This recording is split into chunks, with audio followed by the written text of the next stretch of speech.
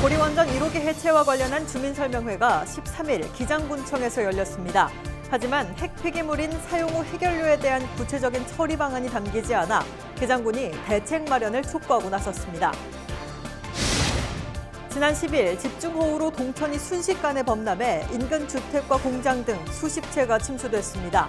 피해 현장에서는 저마다 복구 작업에 분주한 상황인데 13일에 또다시 비가 내리면서 주민들은 망연자실했습니다. 지난 3월 그린벨트 조건부 해제와 함께 센터 미지구 도시첨단 산업단지 조성 사업이 본궤도에 올랐지만 좀처럼 속도가 나지 않고 있습니다. 방위산업체 이전이 가장 큰 과제인데 이전 장소조차 결정되지 않았습니다. 오는 25일부터 해운대와 송정 등 부산 지역 대형 해수욕장 5곳에서 마스크를 착용하지 않을 경우 과태료가 부과됩니다. 시청자 여러분 안녕하십니까? 헬로티비 뉴스 부산입니다. 한국수력 원자력이 고리 1호기 해체 계획 초안을 발표하고 주민설명회를 진행하고 있습니다. 오는 2032년까지 원전을 해체하고 부지 복원도 끝낸다는 계획인데요. 하지만 해체 추진과 사용 후 해결로 폐기물 처리 방안 논의가 제각각 진행되고 있어 앞으로 갈등이 우려됩니다. 보도에 김현정 기자입니다. 고리 1호기의 가동 연구 정지는 탈핵 국가로 가는 출발입니다. 안전한 대한민국으로 가는 대전환입니다. 2017년 6월 18일 자정을 기점으로 40년 만에 영구 정지에 들어간 고리원전 1호기. 3년이 지난 지금 해체 계획서 초안이 나왔습니다. 13일 오후 기장군청에서 고리원전 1호기 해체와 관련한 주민 설명회가 개최됐습니다. 원전 해체의 전반적인 내용과 안정성 그리고 환경 영향 평가 등의 내용이 담겨 있습니다. 하지만 사용 후 핵연료를 어떻게 처리할 건지에 대한 것은 정부의 재검토위의 결정에 따른다는 내용이 전부입니다.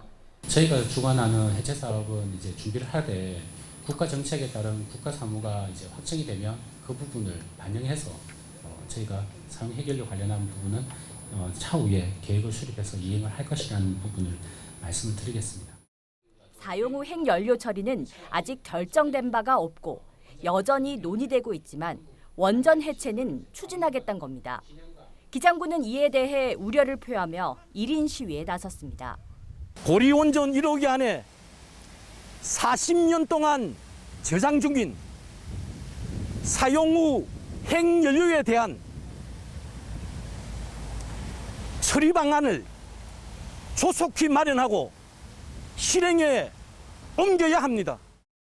사용 후 핵연료의 구체적인 처리 방안 없는 해체 추진이 왜 문제가 되는 것일까? 실제 경주시 월성 원전에서 나타나고 있습니다. 월성 원전에는 고준위 핵 폐기물이 임시 저장되고 있습니다. 이마저도 저장률이 포화 상태에 이르러 원자력 안전위는 월성의 핵 폐기물 임시 저장소를 추가로 건설하는 안을 승인했습니다. 지역에서는 강력히 반발하고 있습니다. 우리에게 필요한 공론화는 넥스트 전설 공론화가 아니다. 고준위 핵 폐기물 반출 방안 논의를 하는 공론화가 필요할 뿐입니다. 임시 저장이라는 명목하에 저장소 추가 건설까지 떠안게 되는 것이 현실로 나타나고 있기 때문입니다. 산업부하고 산수원 같은 경우에는 이번 공론화를 통해서 논의를 하고 있으니 임시 저장을 시작을 하는 것이 어떠냐 이런 쪽으로 의도를 가지고 있는 것이죠. 임시 저장이라는 명목하에 영구 저장화되는 것을 우려하는 것입니다. 기장군은 지난 7일 청와대 앞 1인 시위에 이어 국무총리실과 산자부, 국회, 한수원 본사 등을 방문해 기장군의 입장을 전달한다는 방침입니다. 가장 핵심이 되는 사용 후 핵연료에 대한 관리 방안 없는 고리 1호기 해체 계획은 빛 좋은 개살구에 불과합니다. 우리나라 최초 1호 원전 해체의 첫 단추가 중요한 시점입니다. 서울에서 헬로티비 뉴스 김현정입니다. 지난 10일 집중호우로 동천이 범람하면서 많은 피해가 발생했는데요. 아직 피해 복구가 끝나지 않았는데 또다시 비가 내리면서 피해 주민들을 더욱 힘들게 하고 있습니다. 피해 현장을 김한식 기자가 취재했습니다.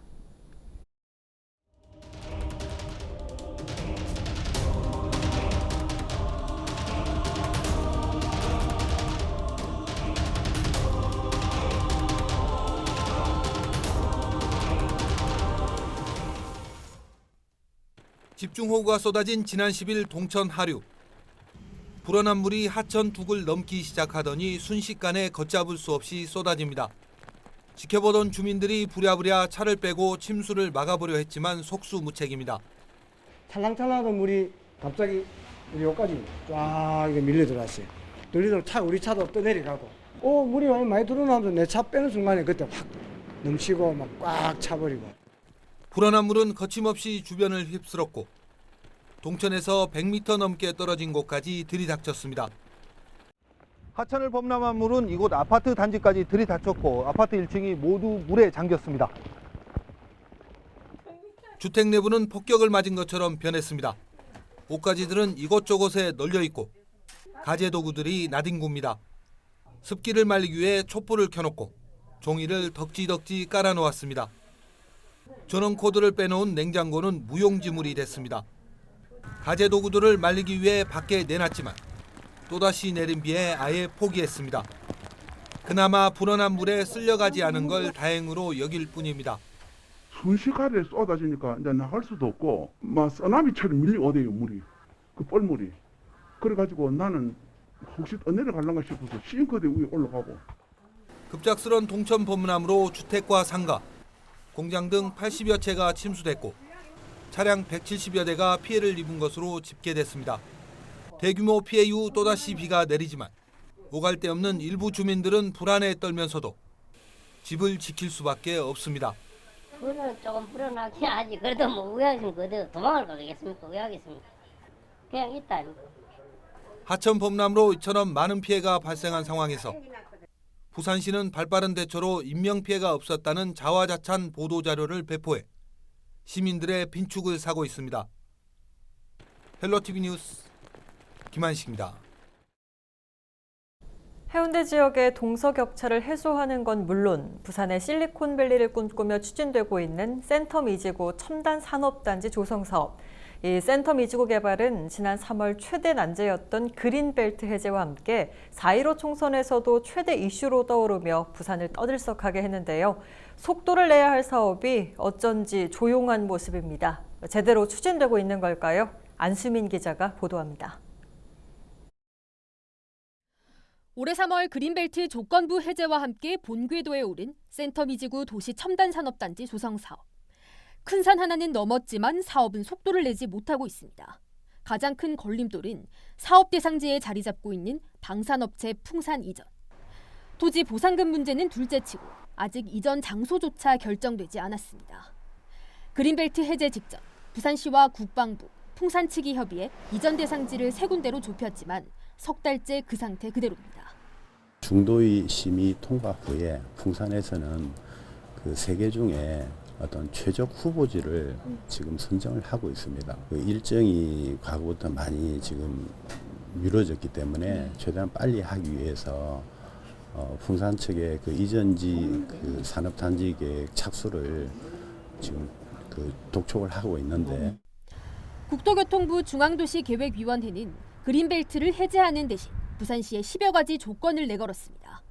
토지 보상금 산정 근거, 환경영향평가 2등급지의 토지 이용 계획, 복합용지 활용 계획 등을 보완해서 제출하라는 것인데 여기에 대한 대책도 올해 안에 마련해야 합니다. 이제 연내에 보고해달라는 내용이지만 그보다 좀 앞당겨서 최대한 빨리 할 수 있으면 그 조치를 하려고 그렇게 계획하고 있습니다. 부산시는 오는 9월 센텀이지구 개발 사업의 핵심 프로젝트인 테크노밸리 조성을 위한 마스터 플랜 용역에 착수하고 오는 2022년부터 1단계 사업에 착공하겠다는 계획입니다. 하지만 당면한 과제들이 올해까지 마무리되지 못하면 이 같은 계획에 차질이 생기는 것은 물론 사업은 또다시 미뤄질 수밖에 없습니다. 헬로티비 뉴스 안수민입니다. 올해 초중고등학교와 특수학교의 수학여행이 전면 취소됐습니다. 부산교육청은 코로나19 예방 차원에서 일선 학교의 숙박형 현장 체험 학습을 한시적으로 전면 취소한다고 밝혔습니다. 올해 상반기에 수학여행을 계획한 부산 지역 학교 293곳이 수학여행 계획을 하반기로 연기하거나 취소한 상태입니다. 교육청은 수학여행 취소에 따른 수수료 등은 학교 운영비에서 사용하도록 했습니다. 오는 25일부터 해운대와 송정 등 부산 지역 대형 해수욕장 5곳에서 마스크를 착용하지 않을 경우 과태료가 부과됩니다. 부산시는 해수욕장 코로나19 방역 후속 조치로 해운대와 송정, 광안리, 다대포, 송도 등 5개 해수욕장에서 야간에 술을 마시거나 음식을 먹는 행위, 마스크 미착용 등을 단속한다고 밝혔습니다. 단속 기간은 25일부터 다음 달 15일까지 매일 저녁 7시부터 다음 날 아침 6시까지입니다. 특히 마스크 미착용은 24시간 단속합니다. 이번 단속에서 적발되면 고발 조치와 함께 300만 원 이하의 과태료를 부과할 수 있으며 만에 하나 확진자가 발생할 경우 구상권을 청구할 수 있게 됩니다. 북항 재개발 1단계 사업이 최고급 주거단지로 사유화될 수 있다는 우려의 목소리가 큽니다. 또 난개발과 스카이라인 훼손 등 시민을 위한 친수공간 확보라는 북항 재개발 기본 취지에 어긋난 모습인데요. 이제부터라도 부산의 명운이 걸린 2030 등록엑스포 개최지이자 부산역 철도 재배치 시설 등 굵직한 현안과 연계된 2단계 사업을 위해서 해수부와 항만공사에 맡겨놓을 것이 아니라 부산시에서 적극적인 역할을 해야 한다는 목소리가 커지고 있습니다. 차선영 기자입니다. 현재 특혜 논란을 빚고 있는 곳은 북항 재개발 1단계 상업지구인 D3 블록입니다. 1,200여실 규모의 생활형 숙박시설이 건축 예정인데 제2의 LCT이자 업자들을 위한 개발이라며 특혜 논란이 일고 있습니다. 13일 열린 제289회 임시회 시정질문에선 부산시와 해수부, 항만공사가 난개발에 대한 책임을 서로 떠넘기고 있다는 지적이 이어졌습니다. 두 번의 지구 단위 변경 계획이 있었습니다. 그렇습니다. 이 D블록의 생활 숙박시설에 대한 개념만 정리가 되었으면 지금의 문제까지 이렇게 문제가 논의가 되지 않는다는 겁니다. IT 영상지구하고 뒤에 있는 복합 도심지구, 더 나아가서 2단계인 그다음 3단계까지 흔히 말하면 한반도 무도하고 우리 영도 해안선 이 3단계가 영향을 미친다기 때문에 지금으로서는 중요한 개념이라 저는 보여지고 있습니다. 앞으로 이제 2단계를 추진하는 과정에서 1단계를 보완하고 2단계를 그런 방식에 대해서 충분히 고민을 해서 부산이 아름다운 도시가 될 수 있도록 그렇게 만들어 나가도록 하겠습니다. 이미 지난 2017년부터 D1 구역에 1,000세대 규모의 생활형 숙박시설을 짓고 있고 D2, D3까지 이대로라면 북항 재개발 1단계 구역에는 4천여 세대 최고급 주거단지가 들어서게 됩니다. 막힘이 없는 시민을 위한 친수 공간으로 항만을 개발하는 북항 재개발 기본 취지가 이미 어긋난 상황. 이미 개발에 들어간 D1 구역의 경우 최소 25% 이상의 수익은 시민을 위해 환수하고 개발 계획이 확정되지 않은 필지는 난개발이 되지 않도록 지켜야 한다는 목소리가 커지고 있습니다. 현재로서는 생활 숙박시설을 제재할 수 있는 방법이 없어 지금이라도 지구 단위 계획의 전면적인 재검토와 수정으로 난개발을 막을 대책을 마련해야 한다는 것입니다. 항공사하고 부산시하고 볼때 핑퐁게임을 것 같아요. 해수부와 부산항공사가 생활 숙박시설로 건물을 통째로 짓겠다는 사업 계획을 갖고 땅을 매각을 했는데 일부 부서의 모델로서는 이게 건축 허가를 안 낼 수 법적 근거가 없기 때문에 도시에 즉 지구 단위의 변경을 해달라고 수차례 요청을 했습니다만 해수부와 부산항공사는 중첩자에 대한 진행이 안 되었습니다. 최고급 주거단지로 사유화될 우려가 커진 북항 재개발 1단계 사업. 2단계 사업은 시민 주도로 가겠다며 부산시는 공언하고 있지만 시 토지 소유 비율은 0.8%에 불과해 시 차원의 적극적인 대응이 가능할지는 의문입니다. 헬로티비 뉴스 차선영입니다.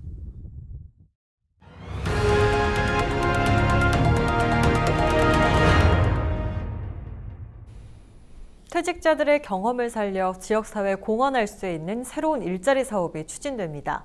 은퇴 이후 노년 생활이 길어지면서 이를 대비한 재교육과 재취업 교육의 필요성도 커지고 있습니다. 박재한 기자입니다. 정미화 씨는 복지관과 지역 아동센터 등에서 일하다가 지난해 퇴직했습니다. 올해부터는 경력을 살려 북구 지역의 고독사 고위험군 1인 가구를 돌보는 멘토가 됐습니다. 지금 상태가 조금 많이 호전이 되셨는지 많이 좋아졌어요. 네, 계속 그러면 약은 드시는 거예요? 약은 이제 내일 똑같이 4주 만에 한 번씩 갑니다. 아, 약은 4주 만에 한 번씩. 이들은 하루 4시간씩 근무하며 10여 가구를 방문합니다. 위기 가구를 발굴하고 행정복지기관에 연결하는 다리 역할도 합니다. 이게 62세나 65세 때 정년 퇴임을 하잖아요. 그럼에도 불구하고 충분히 일할 수 있는 나이인데 그분들에게도 도움이 되고 또 일자리를 갖는 또 우리 입장에서도 굉장히 이렇게 뭐라 그럴까 가치 있고 보람된 일이기 때문에 충분히 이런 일자리가 많이 생겼으면 좋겠다라는 바람을 가지고 있습니다. 고용노동부가 주관하는 신중년 경력형 일자리는 만 50세부터 70세 사이 퇴직자들의 경력과 전문성을 활용해 지역에 필요한 공공 서비스를 제공합니다. 신중년으로 불리는 5060 세대의 경험과 경력을 활용한 일자리 사업이 늘어나고 있습니다. 북구는 올해 말까지 취약계층 상담 멘토링과 장미공원 매니저 등 4개 분야의 16명을 채용했습니다. 재취업에 대한 만족도도 높습니다. 어떤 데를 가면 정말 아무도 찾아오는 사람이 없어요. 그 저희들이 가면 하소연도 하고 현재 생활이 어떻는지 파악을 해서 정말 필요하면 또 주민센터하고 연계해서 여기 또 올해도 경력을 쌓아서 내년에 일자리 창출이 되면 또 할 수 있으면 정말 저는 감사하게 생각합니다. 그리고 보람이 있어요. 은퇴 이후 노년이 길어지면서 중장년층의 직업에 대한 수요도 늘어나고 있습니다. 부산뉴스 박지한입니다. 부경대학교 신임 총장 선거에 대해 교수와 직원, 조교, 학생 등 학교 구성원들이 합의함에 따라 오는 15일 온라인 투표로 총장을 선출합니다. 부경대 총장임명추천위원회는 학내 구성원별 투표 비율과 투표 방법 등에 대해 학내 단체 간 합의에 따라 부경대 총장임용 후보자 선거를 15일에 치른다고 밝혔습니다. 그동안 학내 단체들은 구성원별 투표 비율을 두고 3차례에 걸쳐 협상을 진행해 확정했습니다.